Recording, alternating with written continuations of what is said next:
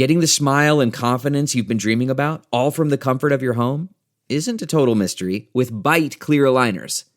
Just don't be surprised if all your friends start asking, "What's your secret?" Begin by ordering your at-home impression kit today for only $14.95.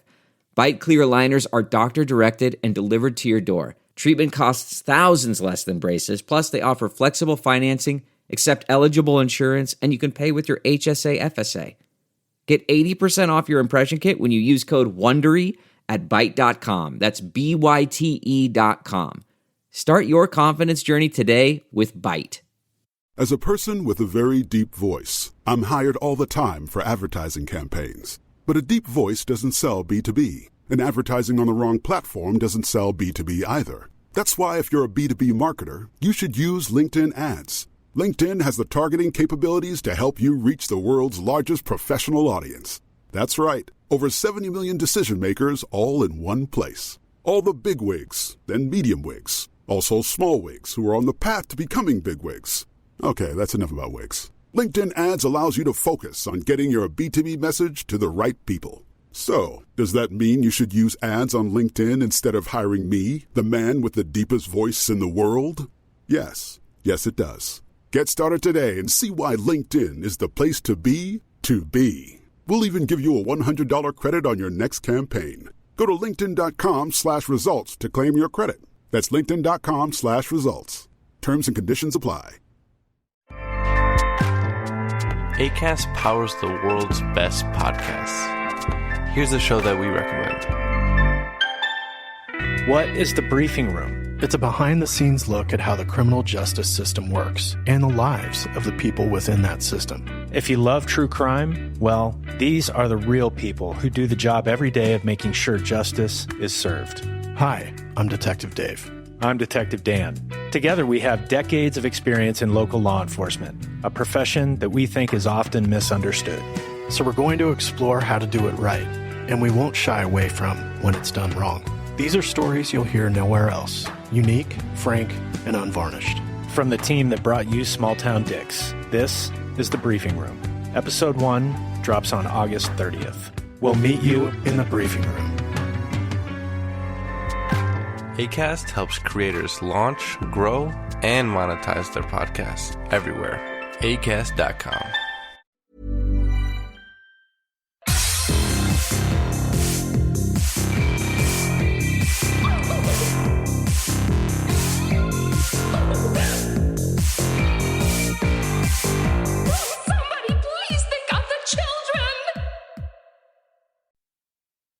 And welcome back to Scarred for Life, the podcast where we open up old wounds by looking back at the films that scared us as kids. I'm Terry. And I'm Mary Beth. And each episode, our special guest brings with them a movie that traumatized them as a child. This week, our guest is Noah Segan. As an actor, you've seen him in a ton of movies like Knives Out, Scare Package, Star Wars, The Last Jedi, Starry Eyes, and this year's Glass Onion, a Knives Out mystery. But in front and behind the camera, his feature film debut, Blood Relatives, is currently streaming on Shudder. Welcome to the show, Noah. Thank you so much. I'm so happy to be here. We're so excited to have you here. And I can't wait to dig into the movie you brought with you today, because what a choice. But before we do get that far, take us back to the very beginning. How did you get introduced to horror? Wow. Well, I was the third of three kids, and both my siblings are quite a bit older than me. My sister is 7 years older than me. My brother's 10 years older than me. And by the time I came around, I think they were pretty liberal with me doing whatever I wanted to do. It's sort of, often it's the case with the baby, especially after you're tired of raising two other ones who are, doing their own thing. So, and it was also the sort of heyday, I guess, of video store culture. Mm-hmm. Mm-hmm. And so going down to the video store and kind of coming back with a handful of videos was super normal and encouraged, and they let me run amok. And the thing that I think really initially drew me to genre were franchises. Okay. Was this idea that you could I could rent 5 movies that are, a continuing story. So the serialization aspect really, really really touched me. And it was also during a time when more of these movies were coming out, right? There was always another Nightmare. There was always another Friday movie. I mean, these were sort of big cultural moments. And so it was easy as a little kid to get excited about them, even if I kind of should not have been watching them. I get that 100%. Which, so you brought up the franchises. Do you have a favorite of all of them? I mean, nowadays, in terms of sort of like a classic, traditional, popcorny kind of franchise, I mean, I really like the Omen series. Okay. Oh, no one has said that before, Terry. I love that. No, that's amazing. I really, really like the Omen series, and I like what it sort of spawned. Like, I like the kind of place that it has culturally. Mm-hmm. And that's just what I've always responded to in terms of, I think, just sort of kind of overall tone and story. I think the older I get, the more I kind of look at Jason as a representative of something rather than as Jason. For many years, it's like, you look at these monsters and you sort of see them for their monsterness, but then as you get older, I feel like I've sort of started looking at them more of sort of in the macro sense. Mm-hmm. Yeah. What was the first franchise you watched as a kid? It was probably Nightmare. Okay, cool. It was probably Nightmare. That was probably the first. And I mean, I guess that it was, it would have been 1 through 5. It would have been New Nightmare was, that would have come out in what was that, 1990? I think 1991. Yes. So it would have been through New Nightmare. Okay. It probably would have 94. been the excitement of New Nightmare coming out that forced the Nightmare franchise upon me. Did horror movies really scare you as a kid? Were you kind of a scared kid growing up, or were you okay with them for the most part? Horror movies didn't scare me. Okay. But other movies did. A movie that is not the movie we're talking about today that really scared me was Edward Scissorhands. Okay. Mm-hmm. Oh, okay. And it still scares me. Really? Yeah. What about it? What about it? Oh. Yeah. Jinx. What about it scared you? Because we covered that one on the podcast before, so I can completely understand why. But I'm curious what resonated with you with that one. I think it was the sort of the slow motion car crash effect that the movie had, where you sort of knew that this monster who was created for companionship, created for love and affection and fellowship, was not going to get that. And you were basically going to have to watch him suffer. Yeah. Mm-hmm. And that really affected me. And the idea that, people who may look or even act as if they care about you don't care about you. Yep. Or that your existence is tenuous, is based on I'm getting deep here, is sort of based on the whims of these kind of shitty people. Yep. That hit me really hard when I was 8 years old. To me, that was that was something I didn't want to know. Yeah. Wow. That's a big reality, realization as an 8-year-old, especially. That's a lot to grapple with at such a young age and think about. Yeah. And then you makes you all fucking punk rock. I mean, shit. Hell yeah. And then you're like, I'm cooler than all the other fucking 8-year-olds I But what were some of your other kind of favorite horror movies besides the franchises growing up? Ooh, well, let's see. Growing up, I was a big Hitchcock guy. Okay. I loved old movies. So I loved Hitchcock. I loved the Hammer films. There was a period of time in the 90s where basic cable television had just a real wild potpourri of stuff. So you would see, old Universal monster movies, you would see Hammer stuff would get replayed. So, all the Chris Lee stuff was big with me. And Hitchcock old movies, we had VHSs of Hitchcock, cool. but then there were, it was wild when I think about the stuff that really freaked me out, like Beyond Edward Scissorhands, another one that really fucked me up and still sort of does, not as much as Scissorhands, but Baron Munchausen. Okay. Scared the shit out of me. I've actually never seen that I've never seen that. I've never seen it. Oh man, it's incredible. It's incredible filmmaking. It's incredibly well done. It's a great cast. It's a great story. Much like Edward Scissorhands, it works because it's a great movie. It's very effective, but it is also about war, and it's about like a kid caught in the middle of a war. And, it's very much about what scares this kid, which is heavy. You know what I mean? Like watching a kid get scared. Yeah. If you are a kid, can fuck you up. But that's not really a horror. That's not really a horror movie. I mean, the horror movies were kind of safe spaces for me. The horror movies felt like they were fun. Child's Play was fun. Yeah. And then as I got a little bit older, even like Romero's films and stuff like that, there was a certain joy and a self-awareness that I really liked. Cool. I think we've seen that a lot too, like in talking to so many people. Like horror is a comfort and you kind of know what to expect with a horror movie and to be scared. But then again, these other movies, these movies that are kids movies or movies that aren't seen as genre are the ones that kind of hit you out of nowhere because you don't expect to have those emotional reactions. Or like you said, you're confronting emotions that you hadn't really had to confront before as a kid.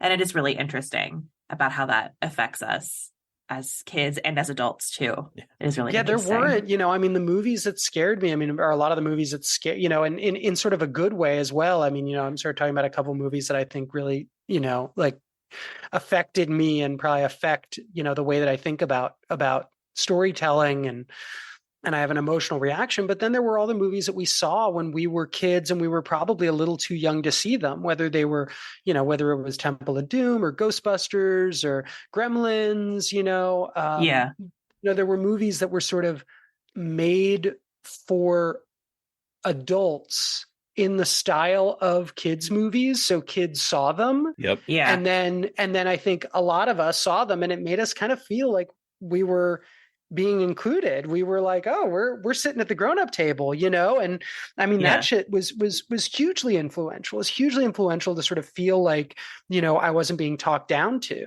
Yeah. Yeah, for sure. And so transitioning into your work now, Blood Relatives, can you tell our listeners a little bit about Blood Relatives if they aren't familiar? Well, Blood Relatives is a father-daughter vampire road trip movie. Hell yeah. That we made last year, and it just came out on Shudder. Before we jump in super quick, I just want to say I saw Bones and All and this. I say Bones and All and your movie are an incredible double feature. And I was telling Terry about this earlier. Thank you. I'll take that as a compliment because Bones and All is like a total masterpiece. But I will say on or off the record that when I saw Bones and All at Fantastic Fest, I was like blown away because obviously I'm a huge fan of Luca's and it's a beautiful film. But I was like, oh man, like mechanically there's something sort of similar here that I think that we're approaching probably for the same reasons, right? And obviously I think it's a little bit different. There's different perspective, but like I said, I think that there's some mechanics that we're sort of approaching similarly, and then tonally they could not be more different. And I'm holy cow, like to even be mentioned in the same breath as that movie is like, I feel like that's like, I've won an award. Like I'm like when they win all the Academy Awards and I'm gonna run up there and be like, guys, thank you guys. It's your award too. So happy to be part of the conversation. Sorry, I didn't mean to interrupt you, Terry. I was thinking about that all day after watching Blood Relatives and being like, these movies are so different but so similar, and I love it. I'm so excited to hear that because like I watched your movie last night and then I'm watching Bones and All tonight, so I'm like that perfect timing for that too. I can't wait to hear what you think. Like I said, I don't think it's I don't think that there are like, there's definitely like some plot and pacing and sort of mechanical similarities in terms of how those movies were, sort of how they're kind of formed or molded. But, I just think I think that movie's so beautiful and it's so effective, and Taylor's performance is like bonk. I mean, I think all the performances are good. I just think hers is so it's like, I mean, yeah. Let's go back to your movie, though. Sorry, I totally I don't even know what to say. It's a different. I mean, I'm sorry. I'll keep talking about Taylor's performance in Bones and All. But you're speaking about her performance in Bones and All. But I have to say, Victoria Morales. Her performance in this is so fantastic. I remember seeing her in I think she was in Teen Wolf. A few seasons of Teen Wolf, and so that was my point of entry for her as an actress. Have you seen Plan B? Oh my god, I did. Yes. Yeah. I did. Yeah. She is phenomenal in this. She is everything. She is the coolest, funniest, most knowing, like just like a person who you can like be like, can you take over here? And she'll be like, sure, I'll figure this out. I'll help make decisions. I have everyone's interest in mind. I mean, just like I cannot wait to see the movies she writes and directs. Oh yeah. She brings such an energy to the performance. And I'm curious kind of where did this idea come from for you as to be your debut feature film? How did this come to be? Well, I became a dad. Okay. I didn't have her, but my wife had a baby that I contributed to and continue to contribute to in as many ways as I can. I just wanted to, I didn't want to be on the road for 9 months out of the year, which is sort of the life of a character actor. Yeah. And so I stayed home and even after my wife went back to work, she's a television writer and producer, and luckily she can work in LA and keep pretty regular hours. And I just decided, I'll stay home. I'll be Mr. Mom for a little bit. And I would write while she napped, and I would write in the middle of the night while I would be rocking her. And, I just sort of felt like there were a lot of changes happening and I should talk about them. Yeah. That's so cool. How old's your daughter now? She's 5. And we have a little brother for her who's 2.5. Wow. That's so cool. That's so cool. And so this is a question I asked you last time. I'm sorry, but with the vampire, and when you talked about late nights, staying up all night with your daughter. And that reminds me of vampires in a tangential way of like being up all night as a vampire. I think that's an interesting intersection that maybe is like I'm reading too much into. It's probably pretty common that I read too much into these things. But what about the vampire really like attracted you to kind of have that be the monster of focus in Blood Relatives? Yeah, I think sort of the sort of dual nature of the vampire started vibing with me. There's like this, there's this cool guy vampire that I sort of, I try to show in the movie a little bit that we've seen in like Near Dark, and we've seen in every other vampire movie where there's like some cool guy and he wears sunglasses at night and he, has a leather jacket and his hair's not like this. His hair's like nice, or whatever, like slick back hair guy, whatever. And I was like, that's kind of who I thought I was. Like, that was something that, I stayed up all night at film festivals and drank with my friends and then I was up all night with a baby. And I kind of had this dual existence in the middle of the night. And it made me think of vampires and it made me think of my own mortality. It made me think of sort of this idea, this like, heavy duty hope that it's like,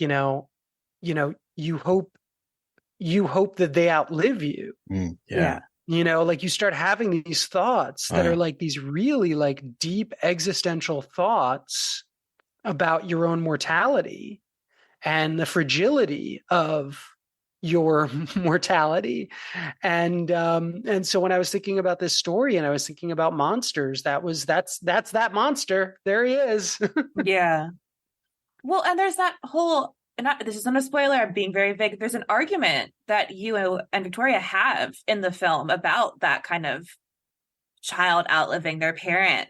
And that's really, and I was curious, I guess, where that came from a similar place then.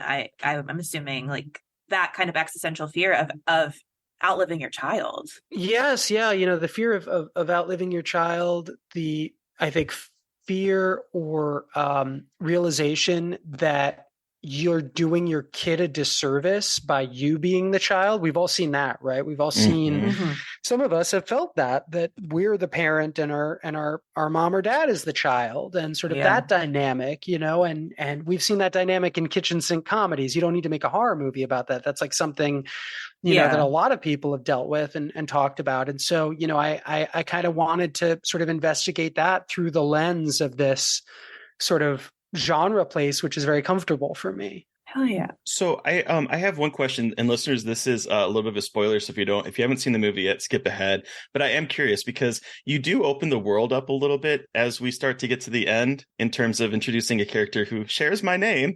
And I'm curious, is there a sequel potential here? Is there a different story that you might want to pursue with this? Because it seems like there's some nuggets here. Well, I will say this without spoiling anything, that, I loved working with these people. I loved writing this script. I love these characters. I love this tone.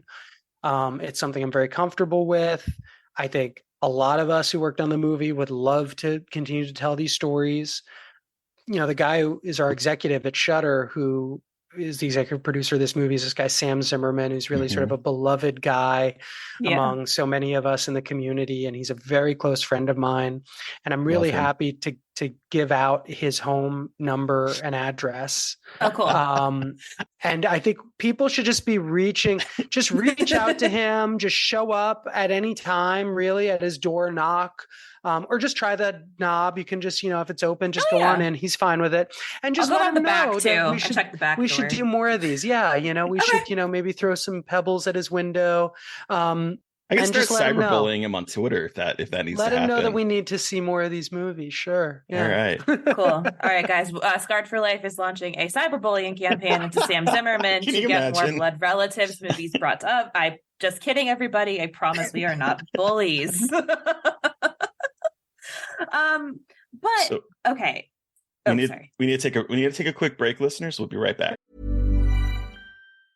As a person with a very deep voice, I'm hired all the time for advertising campaigns. But a deep voice doesn't sell B2B, and advertising on the wrong platform doesn't sell B2B either. That's why if you're a B2B marketer, you should use LinkedIn ads. LinkedIn has the targeting capabilities to help you reach the world's largest professional audience. That's right. Over 70 million decision makers all in one place. All the big wigs and medium wigs. Also small wigs who are on the path to becoming big wigs. Okay, that's enough about wigs. LinkedIn ads allows you to focus on getting your B2B message to the right people. So, does that mean you should use ads on LinkedIn instead of hiring me, the man with the deepest voice in the world? Yes. Yes, it does. Get started today and see why LinkedIn is the place to be to be. We'll even give you a $100 credit on your next campaign. Go to linkedin.com/results to claim your credit. That's linkedin.com/results. Terms and conditions apply. Okay. This is a new thing for us. It's a new thing for us. But okay, so congratulations. It's a sponsorship, yeah. Thanks. Advertisers, yeah. So Noah, we have talked about your horror history and Blood Relatives, but what movie did you bring with you today for us to discuss? Well, I brought a movie that scarred me for life, many of us. A movie that really still to this day kind of resonates with me when I think about my friendships and the bodies I've seen, the leeches I've found in my underpants, the pies you've consumed. Yes. I've eaten. Thank you. Yes, I'm glad we're on the same page, ladies and gentlemen. Stand by me. Stand by me. So I'm going to give a brief synopsis. This is IMDb's wonky synopsis, everybody. So this is not me or Terry's doing. This is our copy and paste job from IMDb. After the death of one of his friends, a writer recounts a childhood journey with his friends to find the body of a missing boy. It's just a little, I don't know, there's a little silly, a bit of writing there, but silly. I gotta know that because, boy, rewatching this movie as an adult, like, just really brought me back to being a kid. But I am really curious. How old were you when you saw this movie? How did you see this movie? What about it terrified you? Give us your horror story. Well, I think that this was, I talked a little bit about this earlier. This was part of a generation of films that were shown so frequently on basic cable. Okay. That you could turn your TV on like any given day or afternoon or weekend, and like Stand By Me would be playing. And I think that there were people who probably were programming it who were thinking like, well, it's a coming of age story about these four nice looking boys, and and they sort of have this adventure, and why don't we just play it 5 times a day? And I think it was probably lost on a lot of people how much this would affect a 10-year-old kid who was watching this, who was wondering whether they were going to fit in with their friends or whether they were going to have friends just like the ones that they had over the summer. All these sort of like feelings that are incredibly universal, right? You can't find anybody who has not had the summer with their best friends and seen them move away, or, not connect when school starts the next year, go to different schools, whatever the case may be. I mean, it was this incredibly universal sort of vibe and feeling. And along with that, just this sort of sense of loneliness, this sense of kind of consequence, right? Like that's such a huge thing, is when you start realizing that there are real consequences. Yeah. And you have to face them, and many of us, we go through our childhoods blissfully ignorant of being hurt physically or being hurt otherwise, and we're lucky for it, right? We're lucky if we get through our childhoods. Now we realize, now that we've, sort of hopefully branched out and opened our eyes, we see that there are so many kids who have totally fucked up childhoods. But a lot of us go, oh no, we were fine. Especially kids who are like, people who are like millennials or like Gen X. Like we often like kind of are like, no, I've suppressed those memories, everything was beautiful. But Stand By Me, through the eyes of these boomers, sort of like really does kind of force us to kind of face real, genuine fear with your peers. Yeah. Yeah. Yeah. For me, like I remember seeing this movie when I was a kid, and I was living in Alaska because I grew up in my first like elementary school years in Alaska, and I remember seeing this movie on VHS. And boy, it really kind of spoke to. I guess I didn't realize it at the time, but now looking back on it, particularly because it's been, gosh, I mean, I'm 41 right now. I saw it back in like the 80s, maybe the very early 90s is when I saw it. So like a long time ago. And as you said, millennials repressing a lot of shit. This movie brought back so many of those feelings of living in Alaska, where people would come in and out of your life because most of the people that were friends were there because of the military. And so they'd be turning around and leaving. And I was a very shy, awkward, overweight, closeted queer kid that didn't understand his sexuality. And so there was like, watching this now as an adult, it just brought me immediately back and reopened a whole lot of like shit that I was like, oh God, bury that, because it just, I don't know, this movie is something else. It really is. And like, it's funny because I had never thought about it as sad, because my mom loves this movie. Like I texted her that we watched it. She was like, it's my favorite movie. I love this movie so much. And like, we watched it as a family a lot. And like, when I was rewatching it, I only remembered like the pie scene. I hadn't thought about that in forever, but then because I thought, okay, so for some reason I thought that was from a Tim Burton movie, the pie scene, because it has this like kind of sheen to it, little manic energy. Like, manic energy, and obviously because it's a story, it feels a little bit out of time and space. And so watching this and seeing the pie scene and then the leech scene where he pulls the leech out of his underwear, like I remembered all those chunks that were funny to a kid, but watching it now, I did not realize how absolutely bone-shatteringly, heartbreakingly sad this movie is, and how much it is about grappling with grief and your place in the world and friendships. And I didn't remember how smart this movie was and how incredible it is in terms of getting to like the kind of core of what it means to be a kid, and like the division between childhood innocence and getting to the point where you're starting to kind of, that innocence is slowly starting to fade away as you kind of realize like your place in the world, especially with River Phoenix's character and him just being like, I'm stuck here forever. Like everyone's going to think I'm a loser. I'm going to just be, you know, a guy who gets in trouble all the time. And that's my fate. And hearing like a kid say that, like right before going to junior high, it's so heartbreaking to realize like I felt like that as a kid too, but I never like kind of thought about it until rewatching this movie last night and just crying into a pillow about it. And the other part is when Gordy, because we have Gordy grappling with the trauma of his brother passing away and his parents and having like, my dad doesn't even like me. Like that was a whole other like length of trauma that I did not ever want to confront or think about again. But with him, he's just like a kid realizing his status with his family at such a young age. And it's a lot to think about and take in and realize my mom was showing this movie to me when I was like 8, like willingly showing this movie to me.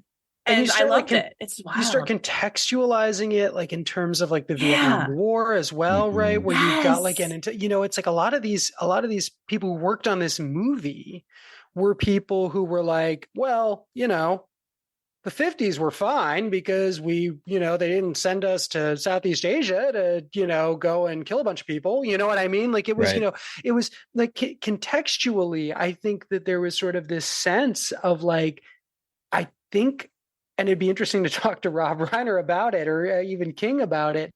You know, was there something sort of bucolic here that, again, to us, to younger people, is terrifying because, we've lived through wars, but we haven't been sent to war. You know what I mean? We haven't had the sort of the Vietnam experience, right?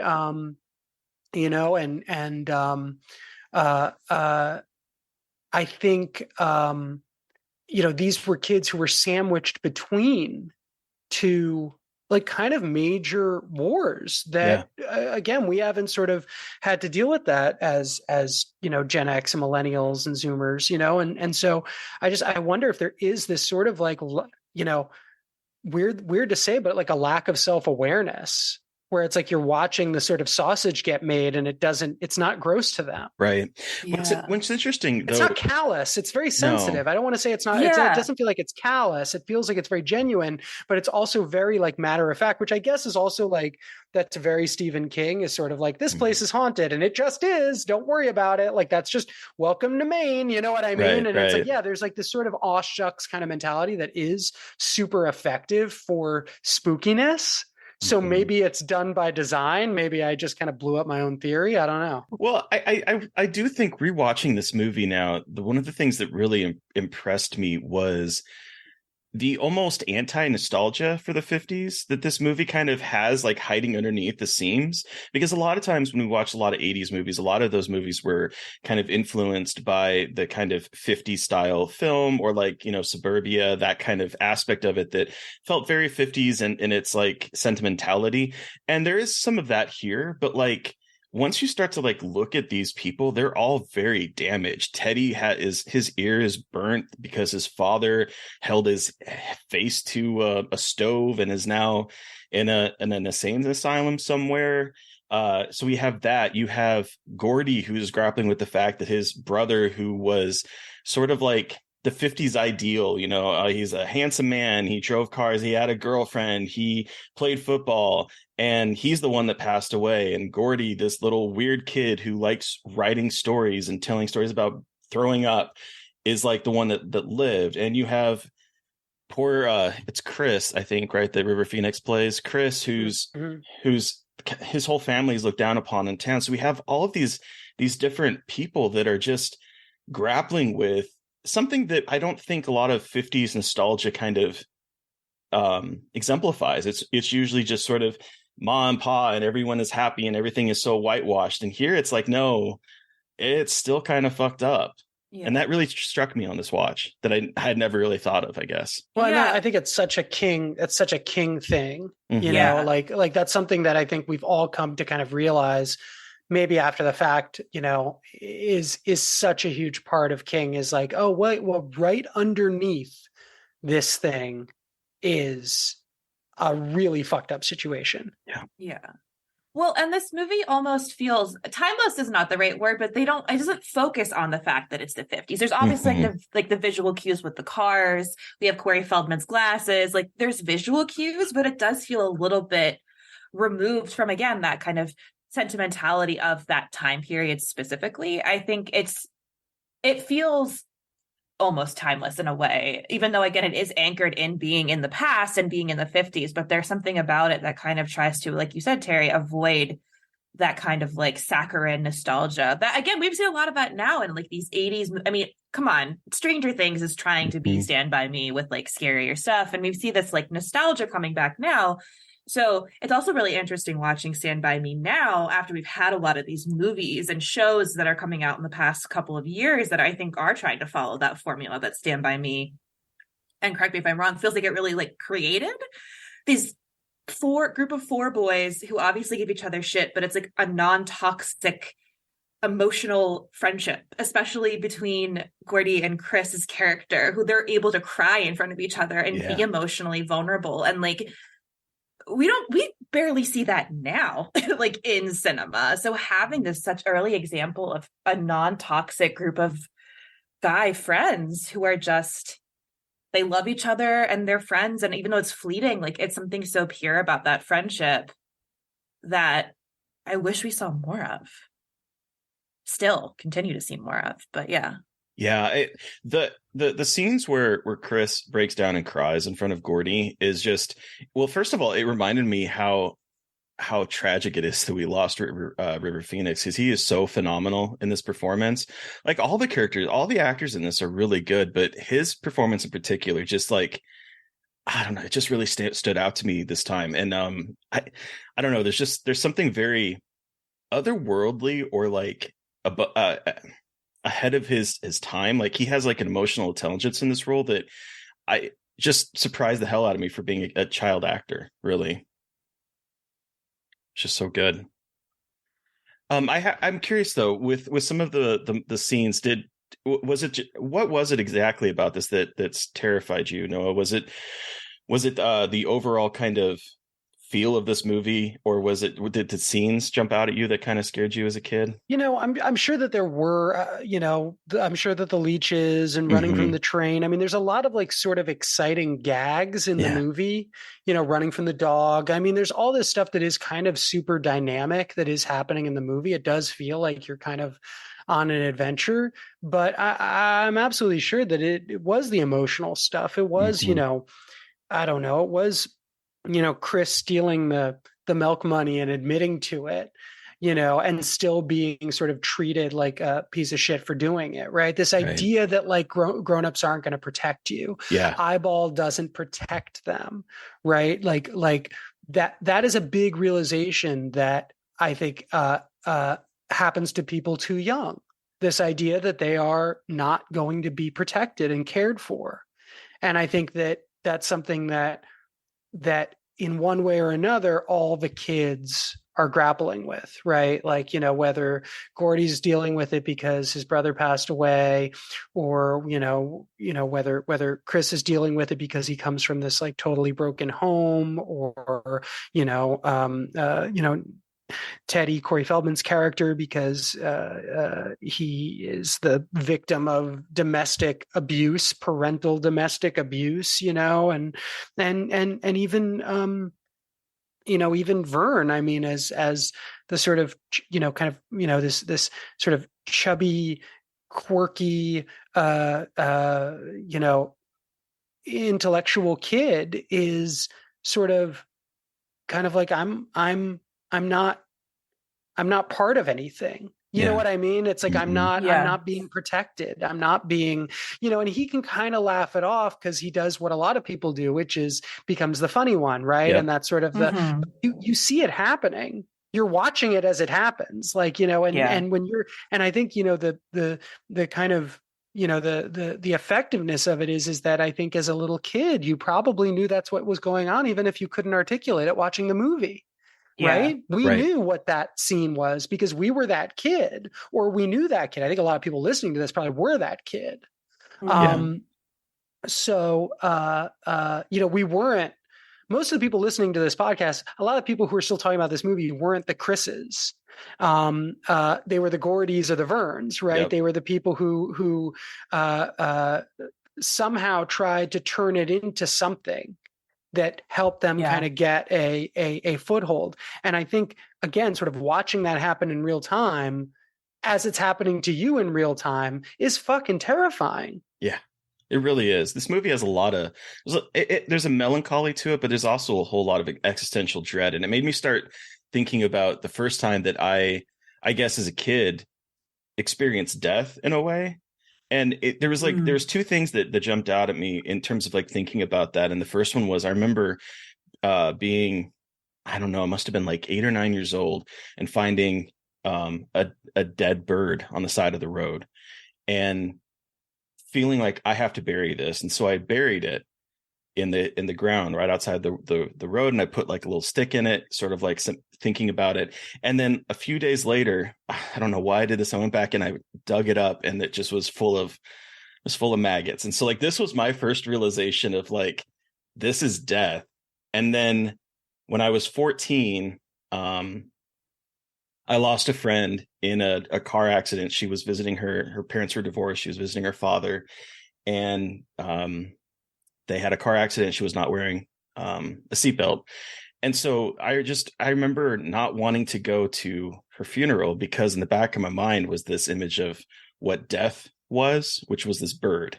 And it seems so weird to like conflate the two, but that was what was going through my childhood mind at then. And I was like, so I'm watching this and I'm thinking about the fact that they're going to actively see this body. And it's like, this is their first encounter with mortality in a way. And it just, I don't know, it like got me spiraling as I was watching this movie last night. But it's also interesting because it's not Gordy's first experience with death, but it's what helps him confront, like actually kind of, I think, more understand his brother's death, which I think is another interesting part of this movie where it's like, yeah, it seems to be all of their first experience with death except for Gordy, but Gordy hasn't like really come to terms with his brother's death yet. And then seeing this body, and we have Gordy's kind of breakdown when he sees it, it's like, why did my brother have to die? And it's just like, this experience is all of them kind of realizing, they have all these like near-death experiences here where like that they're running from the train and they're just being kids, but then they kind of realize, oh shit, like this kid is our age and he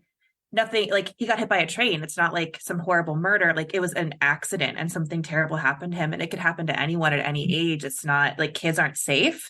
And so there's this illusion of safety that's just kind of completely, I feel like, wiped away.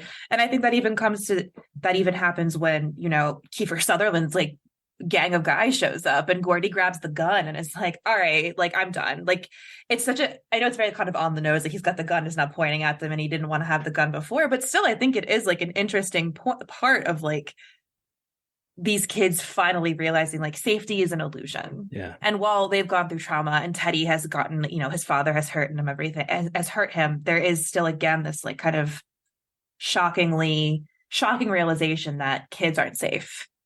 And no matter what you do in the world, no matter how much you try to protect yourself, there is still danger out there. And I think that is like such a terrifying nugget in this movie of just like the realization that you are not safe, no matter how old you are and how careful you are. Safety is kind of very easily destroyed. Yeah. Which is a lot. And that hero moment that happens at the end when Eyeball and the gang shows up, to I don't know, to claim the body or something as if it is, their trophy. Yeah. And, there's Gordy's reaction is a moment of growth, right? Like Gordy's reaction is the moment where he sort of says, no, like we have to kind of be stewards for a very human, very sensitive experience, as opposed to exploiting it or as opposed to kind of treating it callously, which makes them infinitely more mature than their big siblings, right? And it kind of says like, okay, now we're on a different playing field. It's no longer that you're big brother and I'm little brother. Now I'm actually a good person and you're a shitty person. And that is something that we take with us for the rest of our lives. That's sort of like, that's the moment that you grow up. Right. And it's encapsulated in this very, yes, obvious way. Absolutely. But it's incredibly effective. Yeah. I was also thinking about how I love when movies you saw in a lot, particularly like the kind of teen comedies of like the 80s where they got after school and then there's like the little credit title cards where like this person went off to do this person went off to do this. And this film kind of does that in a more subtle way, but it kind of dispenses with their futures as if like they're meaningless. And that just like, I don't know, watching this as a 41-year-old, just like it really hit me in the stomach about like, you know, this was the moment, this was their one moment. And then afterwards it was like, yeah, we lost touch with Vern and Teddy. They were just faces in the hallway. Last I heard, Vern was counterpoint, Terry, counterpoint. I actually think that the sort of epilogue of what happened to the boys is very telling. Okay. Because I think that, and tell me if I'm wrong, I don't have it in front of me, but Vern basically becomes like a normo. Yes. Right. Like Vern is like, he's got kids, he like works in a factory or something, and certified forklift operator. You know, he's a certified forklift. I mean, so you have to, but you know, you got to figure again, you know, this is not a movie that is about how, you know, is not about sort of otherworldly sets of expectations and successes. Like that's a good success for Vern. Like Vern, who kind of had to joke his way through being ostracized, ostensibly has a good job and a family and everything's going really well, you know? And then you've got Teddy, who has, you know, went to jail and kind of never left town and obviously never dealt with the incredible trauma of having been abused and you know, and you know, and Gordy went on to become a writer and to sort of be the narrator, right? Like, you know, that kind of makes sense for him. And then the Chris of it all, right? Chris, in spite of it all, became a real person and became a good person and then died being a good person, right? He died breaking up the fight and he got sort of stabbed in the middle of somebody else's fight or something. And I don't know. I think it does sort of reflect that like that their futures do kind of line up with the story that we saw over a weekend when they were 12. Yeah. No, that's true. It is also scary in its own way of just like, I guess not scary, but there's something, it's both like comforting, but also like, oh shit, like they set themselves they set themselves on these paths so young. And there is something like existentially terrifying about that. Mostly thinking about my own self as a child and like that. Yeah. Wow. Good Lord. Yeah. Because I wanted to be a writer since I was a kid, and now I am writer, and I'm like, oh shit, like I am a little bit like Gordy, and that kind of like in it. I don't. It's not a bad thing, but it's just very weird to kind of think about it and conceptualize it that way. It's just very like, oh, I was a kid once. Weird. Yeah, you know, I honestly I think this might be my favorite adaptation of a King work, honestly. And there was some kind of like little bit of a nugget where Reiner recalled that after a private early screening of the film, King excused himself for 15 minutes to compose himself and then returned to remark that, quote, "This is the best film ever made out of anything I've written," which isn't saying much, but you really captured my story. It is autobiographical. And then Reiner, in a Ask Me Anything on Reddit a few years ago, said that Stand By Me is his personal favorite of his own films. And there's I don't know. There's so much humanity to this film that it's such a good film. It's so good. So thanks for letting us watch it again, Noah. Yeah. Thank you guys for accepting this as a Scarred for Life entry. I mean, it made perfect sense. I feel like there are not many people who do not have a very kind of genuine, visceral reaction to Stand By Me. I think it really evokes something. And maybe it won't for people who were not of our generation. Maybe it is sort of a generational thing.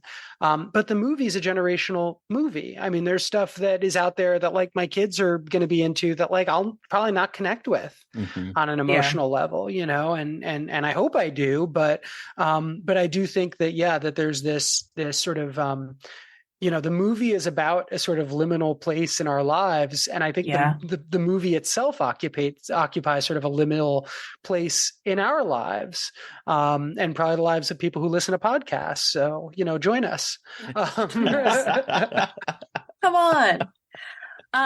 But so let's wrap up and give this our rating out of 5. Terry, you're going to go first. How many leeches out of 5 do you give Stand By Me? Boy, I mean, when I added this on Letterboxd, I saw that I'd given it a 4. I think I'm probably going to bump that up a little bit and give it I'm going to cut one of those leeches in half, throw it off of the balls, and say this is a 4.5 film for me. I don't know. I think I've seen so many King adaptations, and I honestly think that this one understands the heart and understands the feeling in the short story, the novella that he wrote, more so than a lot of adaptations get. Because I do think a lot of times when people adapt King's work, they might get the narrative right, they might get the kind of structure right, but there's something that I feel like they're missing in terms of, a lot of times, not all of them, a lot of times in terms of like the emotion and the meaning behind what King was writing.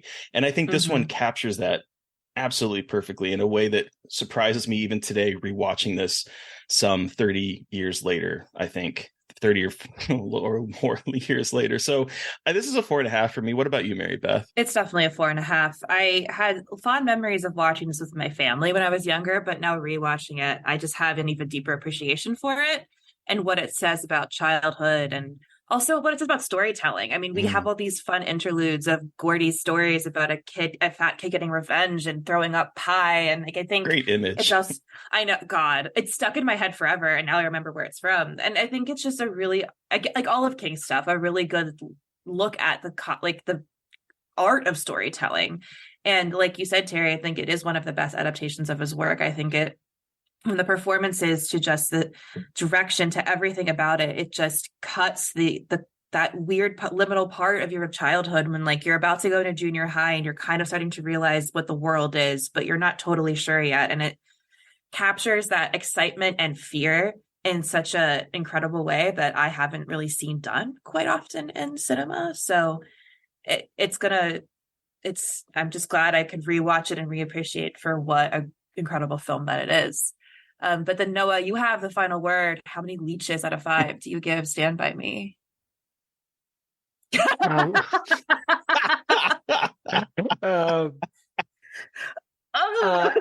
Listeners, you gotta tell listeners what did you just do?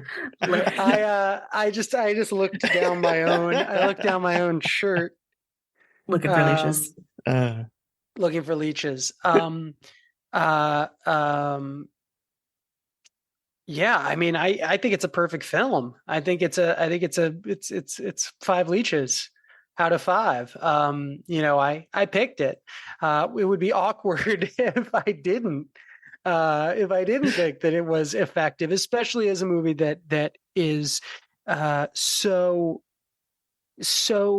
effectively now as an adult reflective of my experience as a kid when I watched it, right? And think about like the magic there, that as a kid, I watched this movie and it connected with me and it resonated with me because it made me, it sort of confirmed my feelings and it made me feel seen. And now as an adult, it gives me comfort and not in any less effective a way.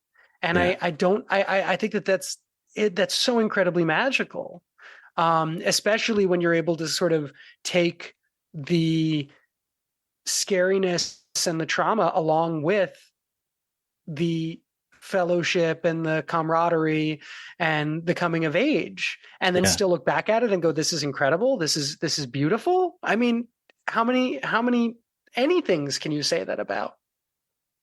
That's a good point. I have reapproached a bunch of media that I consumed as a kid in the 80s, and a lot of it hasn't aged as well. But this movie, I was dreading kind of watching it because I had such a specific memory of it as a kid. But revisiting it, you're absolutely right. You nailed it on the head. I think I'm going to add that half leech back in and just give it full on 5 for me too, because you're couldn't say it better. You're absolutely right. Hearts and minds, one at a time, Terry. That's what I like to do.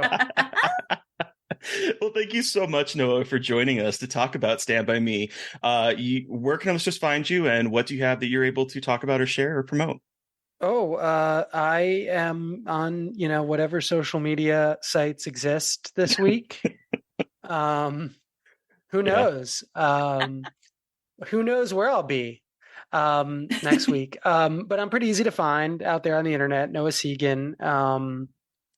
Sometimes under Kid Blue on like Twitter and Instagram and stuff. And then other than that, I got this movie that just came out, Blood Relatives, and hopefully enough people like it and pick it at Sam Zimmerman's house to convince him that we need to make another one. Hell yeah. So listeners, you've heard from us, but we want to hear from you. What was your experience with Stand By Me? You can send us an email at scarredforlifepodcast@gmail.com, or you can reach out to us directly on Twitter. I am at MB McAndrews. And I'm at Gaily Dreadful. And of course, don't forget to follow the podcast on Twitter at Scarred Podcast. And please don't forget to review, rate, subscribe. And if you want to support us some more, we are on Patreon. Thank you to Eric Power for our artwork. Thank you to Sean Keller for our music. Thank you, everyone, for listening. Please stay safe out there, but most importantly, stay creepy. And until next time. Somebody please think of the children.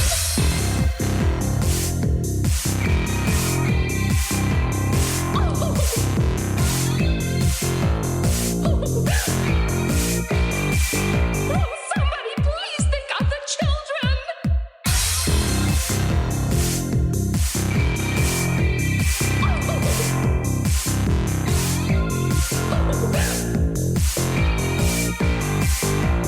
Somebody please think of the children. As a person with a very deep voice, I'm hired all the time for advertising campaigns. But a deep voice doesn't sell B2B, and advertising on the wrong platform doesn't sell B2B either. That's why if you're a B2B marketer, you should use LinkedIn ads. LinkedIn has the targeting capabilities to help you reach the world's largest professional audience. That's right, over 70 million decision makers all in one place. All the big wigs, then medium wigs, also small wigs who are on the path to becoming big wigs.